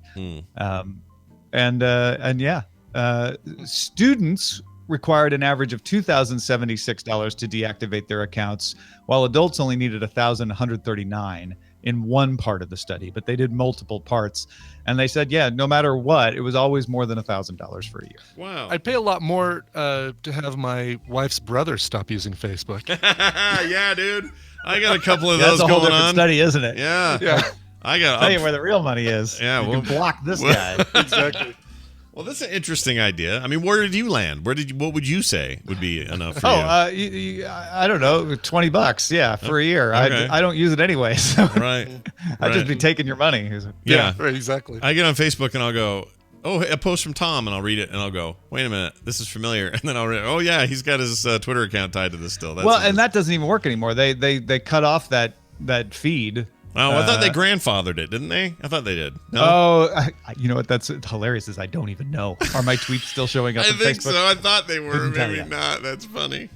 Maybe they aren't, and I'm just remembering a long time ago. But yeah, I don't. I find it funny. This is really interesting to me because I know enough people to feel like I have a pretty good idea of a broad range of types of users of Facebook. They all complain about it.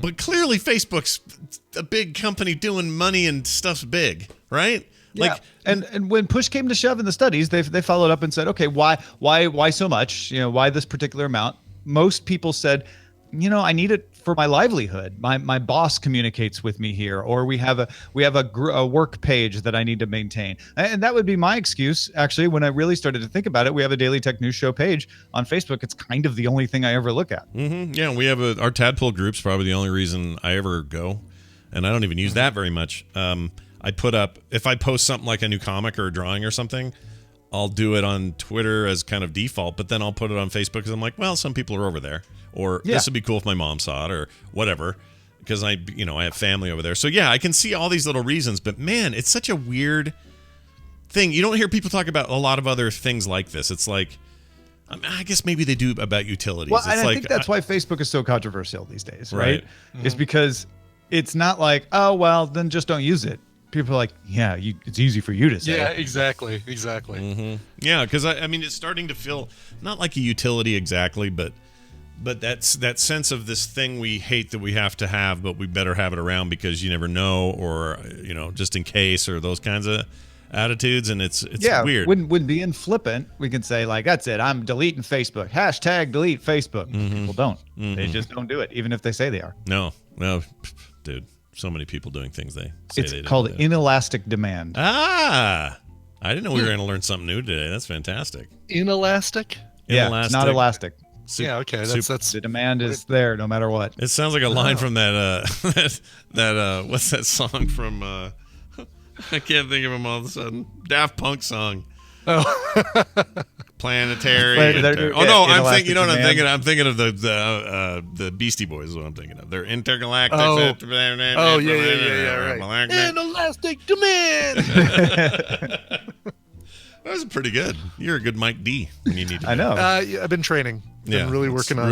Been workshopping that one for a long time. Super impressive. Mike D on the mic. All right. Well, there's that, and of course a lot of pre-CES chatter and other stuff. Of course, if you're listening to the Daily Tech News Show, you already know this, and you should be listening today because there will be a return to true form today. As we begin our 6th year of Daily Tech News Show, this is the anniversary of the launch of Daily Tech News Show back in 2013. or 2014, I guess, January 2nd, 2014. And so we've completed 5 years. We're going to bring Tim Stevens back on the show. He was our very first guest on the very first show. So he's going to come back and update us on what's going on in the automotive market, which is his beat. And Scott Johnson, you're going to be there too, right? I believe so. Yeah, as far as I know. Producer Roger Chang has said as much, so I assume I'm going to be there. Well, his word is law. So yeah, you better show up. Well, good. Well, I look forward to it. That's today at 2:30 Mountain Time for those listening in the time zone that I just referred to, or you can check your local listings for your time. Local listings for podcasts. Check local listings for showtime. Exactly. But it's great to be back into the new year, Tom. We look forward to many more Wednesday mornings with you, and we hope you have a fantastic 2019.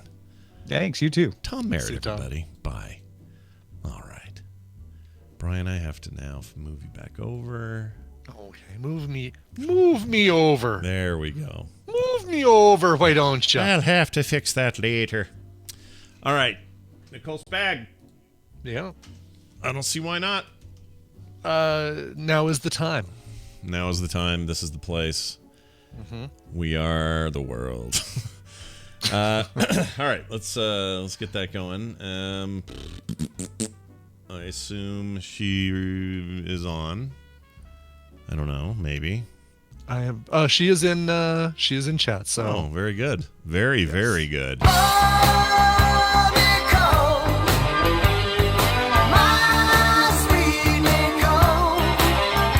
Hey, everybody, check it out. It's Nicole Spag, all the way from also Colorado. Hello, Nicole. Hey, everybody. Happy New Year. How far south is also? Yeah, how far is that? Also Colorado. That far, eh? All right, great. Fantastic. I don't know. What day is it? I'm so messed up with I time know. and space. And I really woke up today feeling like it was a Monday, didn't you? Like because of the holiday in the middle of the week? A little bit. Yeah. I was like, trash. Yeah. What day does the trash go out? Oh, we had the biggest row at this house about trash, dude. Oh, my gosh. What a pain. They're like, well, hold on. What did Christmas do? I'm like, honey, Christmas was... It's fine. Christmas came and went, and everything's fine. And what? She was like, well, wait, didn't they do it a day later? I'm like, yeah, they did it on a Thursday on Christmas. And she says, well, wait, what if they don't do that this week? I said, well, the webpage says they do it both weeks. Well, we better do it just to be in case. And I said, no, it'll be fine. Like a big deal. And then last night we hear somebody out in the alley going, pulling their trash in the snow. And she goes, oh my gosh, I bet we're supposed to get our stuff out. We're supposed to go do it. I'm like, it's like 11:30. I'm not taking the trash out tonight. It was stupid. This is exactly what happens in our house too. Because I'll say, Mark, the trash is going to be delayed by a day. Yeah. Make sure you put it out, and then like he'll forget, and then I'm up at 6 a.m. like dragging these cans. Yeah, it's a huge pain in the butt. Everything about this is a pain in the butt. Yeah. I hate trash. Anyway, it is what I do like is streaming stuff on Netflix and other places and us talking about it. I do like that. Heck Me yeah. too. Yeah. Let's start this week as we often do with a clip from Brian, and we can try to guess what his is before he tells us what it is. Sure. Well, first, did we stick to the theme? Oh, what was our theme? Crap, did we have a theme? I'm so glad because I did not stick to the theme. You said last week to do New Year's Eve or New Year's movies, and I was like, how many? Oh, really? Did we really say that? I don't remember that at all. I don't remember it. Yeah, Did we really? Where's the mashup guy? I'm sure he captured it. I'm sure. Well, the chat room probably will be, reminding us too that we said that.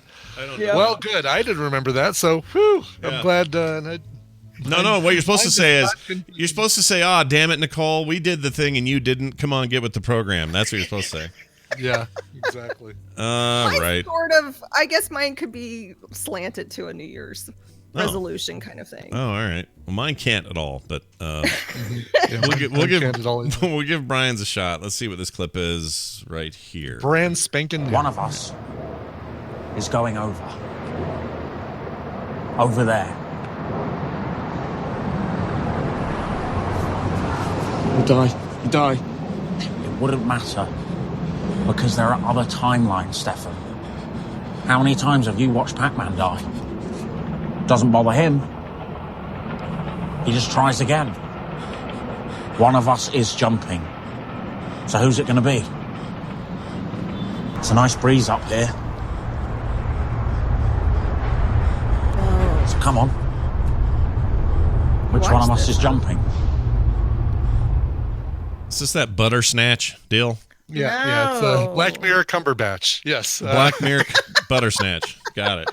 Bandersnatch. Yeah. So we watched the new Black Mirror interactive. I haven't seen it yet.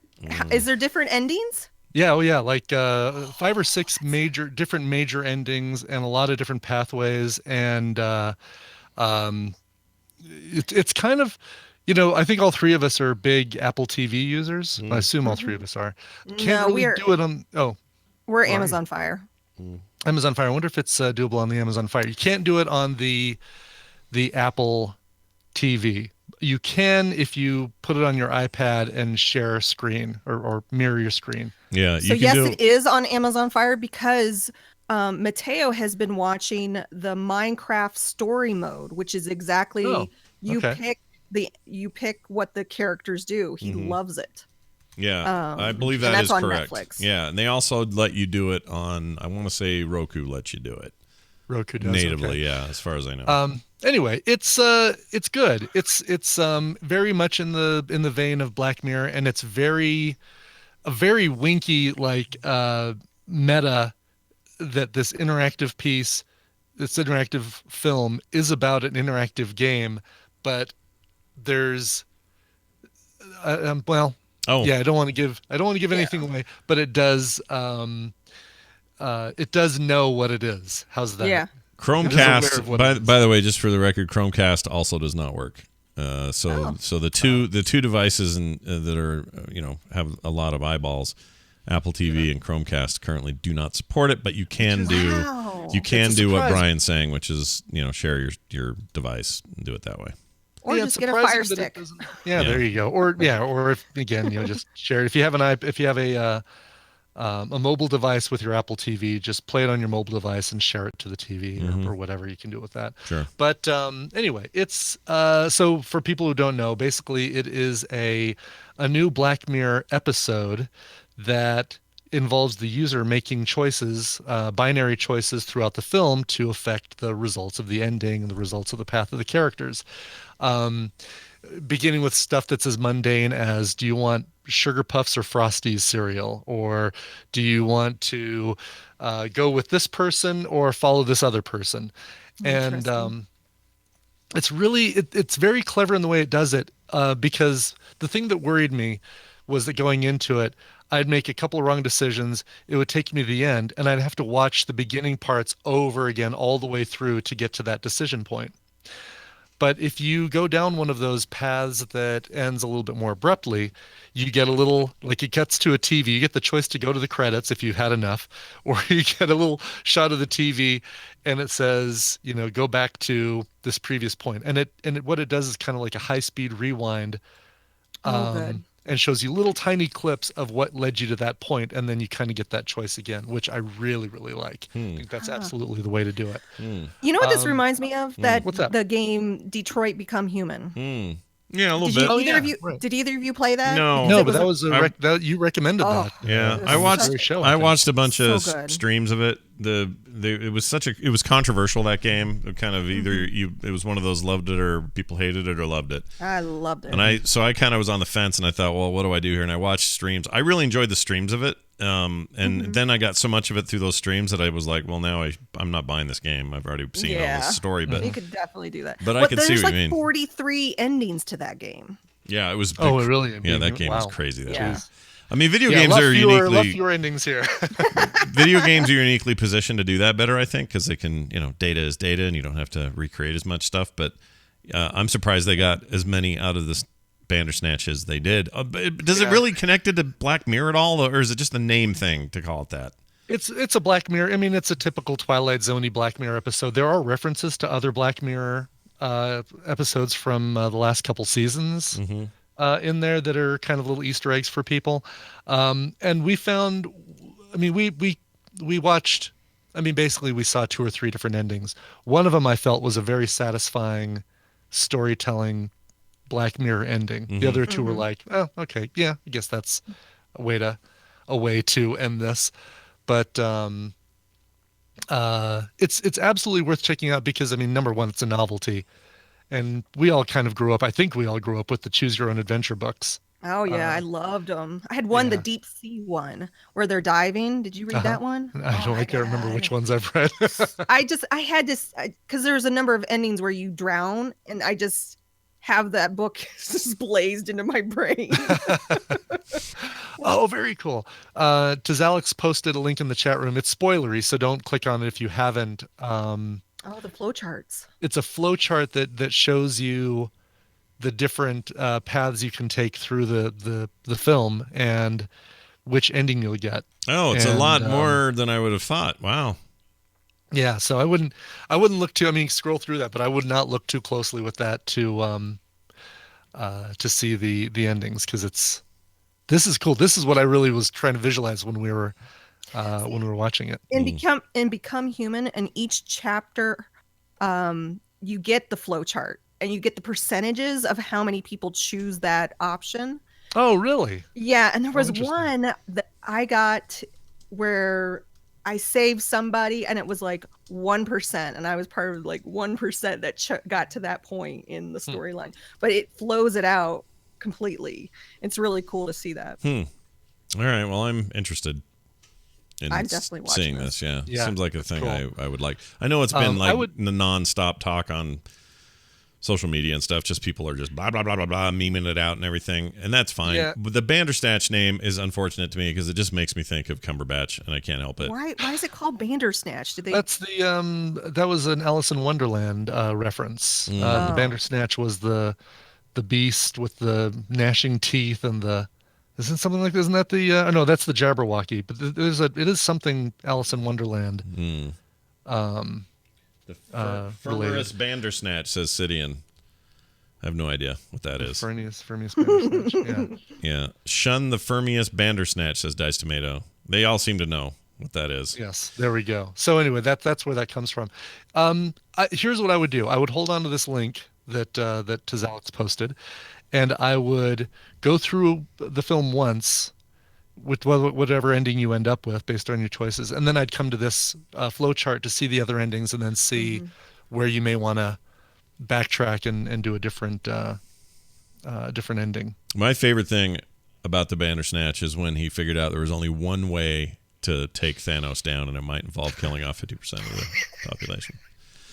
I really like that part. I like Bandersnatch when he was Khan. That was good. Yeah, as Khan, he was fine. He was fine. Oh, spoiler, Brian. Spoiler. I guess it's been more than 2 weeks. I think we can spoil Star Trek Beyond. I think we're okay with that one. Yeah, we're probably okay with it. All right. My recommendation this week is not associated with a clip because in usual fashion today, with everything else that's gone wrong, I forgot to do that this morning. So I didn't get the clip, but I did watch a thing, and I specifically started watching it so I could talk about it on the show. And it is a Netflix program called 7 Days Out. If you've seen it in there and you don't know what I'm talking about, it is totally worth your time checking out. Now, here's the thing. It's a documentary series, and you can almost call it an anthology documentary series, but the whole idea is they take the concept of 7 days out. Or, Brian, you remember the South Park thing, 7 days or 6 days to launch, or no, what's it called? 6 days to air? Oh, yes. 6 days to air. Yes. Yeah, right. They were making it what it took to make an episode of South Park and how it's just literally week to week like that. Oh, yeah. So that was super interesting, I thought. This is similar to that, except it's not about a comedy show, but it's called 7 Days Out, and it follows a myriad of projects when they have 7 days to go to get them done, whatever they may be. So one of them is the Kentucky Derby, and they follow a bunch of horse racers as they get close to the actual Derby. One of them is NASA's attempt to send a probe to Saturn. That one was nail biting. Oh, that's cool. The Westminster Dog Show is one of these. The dog show is the first one, and it's great. So they follow all these guys going to the dog show. It's basically Best in Show without the comedy. Even then, there's a little comedy because those things are crazy. And then my favorite probably was the restaurant one. It's this famous award-winning restaurant in New York that was shut down for renovations, and it's 7 days until they reopen, and all the crazy crap that happens between that. That's cool. And just watching kind of how that sausage is made, in that case literally, was really fascinating. So I'm only 3 in, so those are all of the ones I've seen, and I think it's really good. It's a really well-made, interesting look at these various things. There's an urgency to everything because everything's got 7 days to do it. It's not your typical. It's not reality TV edited to seem insane or whatever. It's more pure documentary, which is way more my speed, and I think people would really like it. So again, it is called 7 Days Out. It's on Netflix. It's an original, and it just launched, and it's really cool. So worth checking out if you're into such things. And it's just a good look at, I don't know, I like seeing how stuff I don't normally think about is done. Or how they get there. Like how are you going to go from, like the dog show, you see it every year and you watch the dogs run around, you see who the winners are, or maybe you don't, but you know it exists, but you don't really think about the underpinnings of it. And that's what you get with this. Yeah, to put something like that together. That's cool. I All right, like it a lot. I wish I had totally a clip adding for this you. to the list. We should do that with Nerdtacular. Yeah, let's do it. Yeah, right. 7 days. Till Let's not. It's mostly me being insane. Nobody wants to watch me freak out for 7 days. Yeah. All right, Nicole, let's get to yours. What do you got there for us? I'm gonna just send it to you through chat. All right. I mean, this whole sending you through email, it doesn't work for me because I right. always forget. It's all right. I was gonna say my email's okay, but I get it. So I'm not gonna look. I'm look gonna away, Brian. Look away. Yep, exactly. Don't look, Marion. Don't look. Oh, I can already tell this is, and it's something I want to see too. All right, I'm gonna hit play. Yeah. And see what happens. Here we go. 41 seconds in. All right. 9 to 5. This must be your daughter. That's my daughter's best friend. This is my daughter, Willadine. Wow. Okay. And that's when I decided enough was enough. I know that look. What's going on? I think I'm gonna sign up for the pageant. It's gonna be like protesting hips.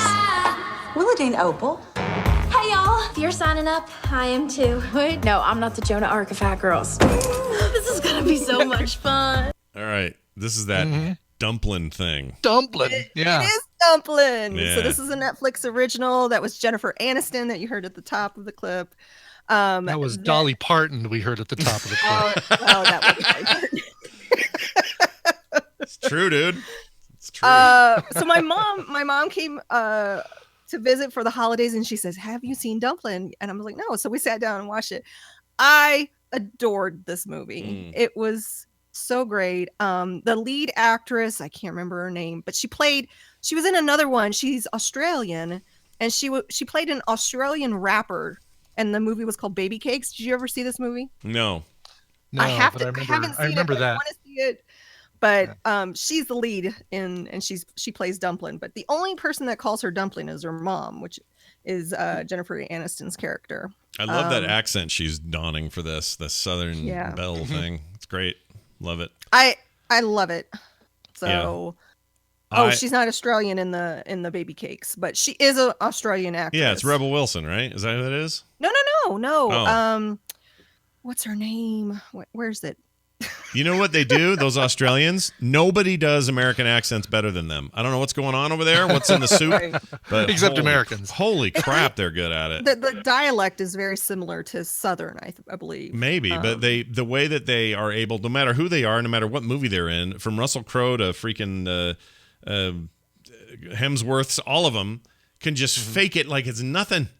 Like they just are so good at it. And then meanwhile, you got British people who stumble over it a little bit. You got a few that are okay. You have some who should never attempt to do it again. Ewan McGregor, how you doing over there, buddy? Like there's people like that who aren't, I know he's Scottish, but they're not great at it. They're something about Australia. Just kill it. Oh, wow. Yeah. So Anyway. Danielle McDonald is her name. She's also in the new Bird Box movie, which looks I watched half of it last night. Oh my god, that looks creepy. It's cool, dude. It's a cool movie so far. I really like it. Can't wait to watch it. Yeah, I'm not done yet because I had to go to bed, but it's really good. So yeah. Wait, she's in that? Oh, she's in that. No, now it just hit me who it is. Okay, that's great. All right. She's the bird in the box. Get ready, by the way. I mean, I'm not all the way done, so I don't know how it turns out, but just get ready to hate John Malkovich a little bit. Just get ready to hate him. Just a little bit of hate. Hating John Malkovich. Yeah, hating John Malkovich.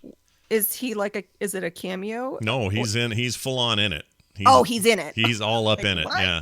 It's a very. But it's not. Yeah. But he's playing an actor, not just, himself, right? Oh yeah. Get ready to hate him. Yeah, I don't mean hate the actor. I love the actor. The actor's great, but his character. I'm sorry, his character as portrayed in this film. Be prepared to hate that. Anyway, sorry. I want to see this. I'll see Dumplin'. It looks like fun. It's such a feel-good movie. I loved it. It just, and the reason why I kind of linked it back to kind of New Year's resolutions. It's about her journey of self-acceptance, the relationship with her mother, the relationship with her classmates. There's some awesome drag queen Dolly Parton scenes. There's actually a Netflix released a Jolene, that song Jolene by Dolly Parton, Jolene. done by drag queens. It's awesome. Oh, really? So, oh, cool. I love it so much. That's a cool song anyway. Jolene's a great song. Great. It is a great song, yeah. So I'm gonna post in the chat room the link to the Jolene drag queen cover. Cool. Because Nice. it's just All right. you're awesome. The Dumpling drag queens. I am. It's great. It's I am just a Pendragon feel-good- says John Malkovich is an American treasure. I agree. Sorry, I just want to make sure to get that out Oh, there. yes, I don't want anyone to think I have a problem with John Malkovich, the actor. He's amazing. Give me my My money. Remember that, daddy's Brian? coming home on August 23rd. I'm gonna see my daddy on August 23rd. Give me my money. That's what he's famous for, Oh yeah, for me. that's the other one. My money. Give me my money. Give me this money. Anyway, sorry. All right. So Dumplin' That's it. available now. Dumplin'. Netflix only. I'm going to watch it with my these- wife. I think, yeah, everything we recommended today was Netflix only. So They're kind of killing it, guys. They're doing They real really are. good right now. They really are. So everybody who complained about more original content, I don't know if we should be complaining about that. I think it's pretty strong. did you see the SNL skit they did on Netflix? No. I Oh missed my it. gosh. Was it about Netflix? It's hilarious talking about the different Netflix only movies and how they just are gonna lock you in for the next 100 years of content. I'll find it. I'll send it to you. It's really funny. But All right, then. If you follow Nicole, she'll post these later over there at Nicole Spag on Twitter. So make sure you follow her. And we look forward to another great year with Nicole. Yay! Yay! Nicole. Bye, guys. Nicole, have a fantastic time. We'll see you later. That's what anti-Cole people want is no That's Cole. right. No Cole. Forget about Cole. All right. What are we doing now? That's it? I don't know. I have a That's thing. it. I have a thing to play. Oh, good. Yes, I see this again. I see this list in here. Sounds great. Let's get it out of here, out of boy. our lives before we have to think about it again. How many can we I want a running count of how many shits or shites we get in this. Well, I don't know, but I want to know what the over under is on here. It's going to be bad. Let's see how it goes. All right, so this I'm is going to say 22. 22 is my 22 is your count. guess? All right, we're going to keep track. track. Yes. Me too. I'm going to keep a little list over here. Notepad. I don't have a notepad. Hold on. I have one of these old CD cases. Let's use that. There you go. And a Sharpie. Getting some work out of these. Okay, here we go. Scott plays Resident Evil Part 2. This is the sequel to Part 1, which we played right before the end of the year. Here you go. All right, we're back to it. Here we go. Oh, I'm already scared again. Keep hearing sounds. Gosh dang it. Oh, shit. Okay. I put my hands up, jackass. I don't like him. There could be more of these. Frick. There's 2 of them. Shit. Shit. Oh. Oh. Really? Really? Shit. Something's moving. Tom Dragosa. Oh, that looks great. Shit, monkeys. Everything's fine, Scott. Calm down. Don't do that. Oh, frick. Oh, shit. No, I didn't mean to do that. I was trying to. Oh, shit. Give me a shotgun for the shotgun shells. Oh, boy. No. Oh, damn it. I'm doing my nails. Shit. Oh, it's coming. This is horse shit. I can't damn manage inventory like this. Oh, shit. Oh, la, la, la, la, la, la, la, la, la. Oh, no. It went down. What? Gosh dang it, Bear Walk. Did I put it in the box? No. Did I put it away? No. Shit. What is that bullshit? Come here, jackass. Oh, my Lord. I hate it. Oh, shit. Shit. Son of a... Get out. It's Mom! What in the H? Is that always here? Oh, gosh, dang it. Oh, it's the mom. Ew. Oh, come here, jackhole. Come here, you dick. Ooh, I hate you. I hate you so bad. Okay, this is it, eh? Shit! Oh my gosh, lady. No! Oh, shit. Well, hey, it's 2 o'clock. That's where we're leaving it. Freaking game. All right. Wow, only 17. Oh, I can't. I got the exact same count. Yeah, 17. It's a lot of money in the jar, you guys. That's right. Oh, love it. That's so funny. All right. Well, more of that in the live, I guess, live edition on what day is it? It's Wednesday. I'm all jacked up on time. Wednesday, I know. The total holiday weeks, man. Mess you up. It's Mess weird. you up. It's weird. It's the reason we only do this once a year. But let's see. Tomorrow at noon till 2. Frog Pants Plays right here at the same channel. I'll be doing the next little bit of that game. So come watch it live if that wasn't enough for you. All right, Brian. Well, we've completed our. One more thing. Yes. Sorry, there's a couple of tadpoolers that I wanted to give a couple of shout outs to. Let's see. Let's pull this one up. Nathan Wall had a baby. Congratulations, Nathan, and your significant other for the little baby that you had there. Congrats. Well done.